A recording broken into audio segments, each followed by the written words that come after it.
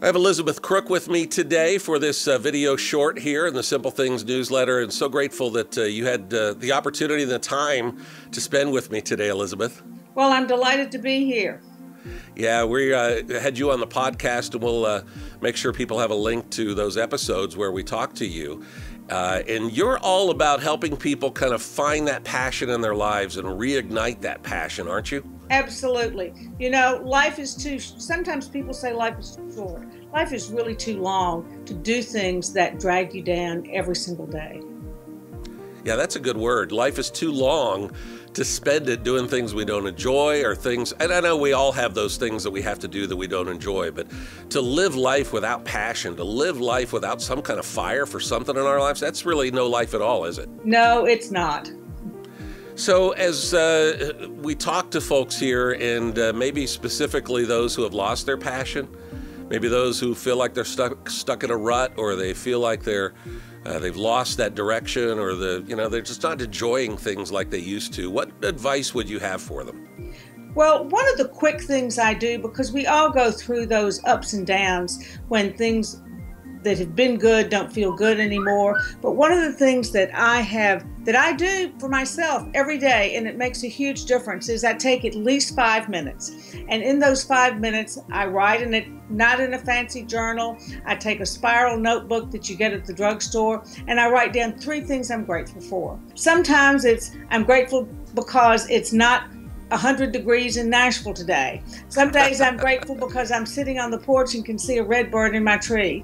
Some days I'm grateful that someone who I didn't want to talk to didn't call me. So we can be gratitude about almost anything. The second thing I write down is, what is my intention for the day? How do I want to be? It's a way of touching base with myself. We can be hard on ourselves, so maybe it's just a day of not judging, either ourselves or others, or a day of saying, I'm going to be mindful about what I eat today, or I'm going to look for the positive in other people. And the last thing I write down is, what's one commitment? What is the priority that if I can do that today, then it will have been a worthwhile day. How does that reignite our passion? How does that begin to help us develop that passion again? Great question. I think the gratitude helps us kind of step beyond ourselves. I started keeping a gratitude journal actually after my house burned down. Wow. And in those days, it was kind of hard because when you lose everything, so I started out with simple things. I was so glad to have hot water. I was so glad to have a cup of coffee. I was so glad to have a pillow that was clean to put my head on.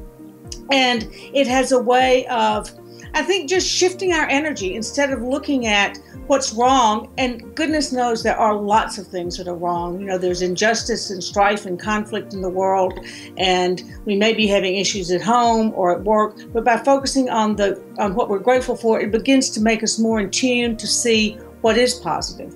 That's I've seen that in my own travels. I've traveled to a lot of developing nations and worked with people in poverty. And one of the things that strikes me is about how happy they are, And I'm thinking, you have nothing, but you're happy. And it's because they've really lowered the bar, right? To what it is that makes them happy. I have something to eat today. Right, Woo-hoo! That's right. I think the second thing is about the commitment. We all have those endless to-do lists. And one of the things with the to-do list is that it's just stuff we check off. And if most of us get so excited about checking stuff off that we fail to say, what's the most important thing we need to be doing? So at the end of the day, we may have checked a lot of things off, but the really important things we haven't moved forward with. And I think that's very demotivating and demoralizing when we know there's that big piece of work that's just not getting done.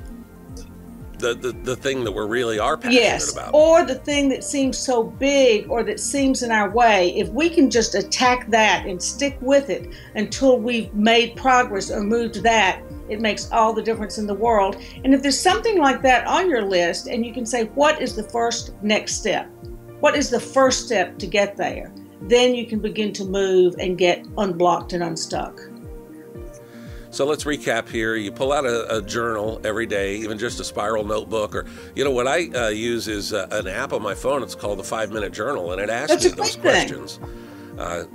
Yeah, so it doesn't matter if it's an app or a spiral notebook or the back of an envelope, right? But you probably want it all in one place. So the 3 things that you write down again every day. 3 things I'm grateful for, an intention I have for the day, and my top priority that I'm committed to doing that day. Thank you, Elizabeth. That's some great advice, and I know it'll be helpful to me, first of all, and then I think everybody else as well. So what are you working on these days? What's going on with you? Well, what I'm working on is I still do a weekly blog. We're changing the name. It's going to be called Fresh Perspectives. People can find it at orchardadvisors.com. Every week, I really reflect on the lessons I'm learning.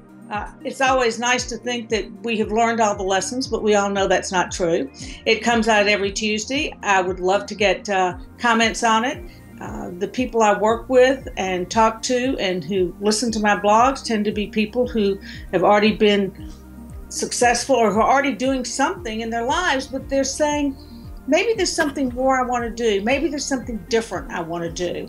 And this gives them a place to begin to think those thoughts. We're finishing up the book that really helps people create a plan for what's next. Title is still not defined, but it's about how to think bigger and act smarter and live richer.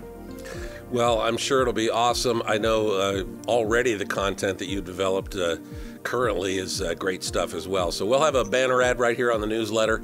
We'll push people to your site, and they can enjoy all the stuff you have there for them. So Elizabeth, again, thank you.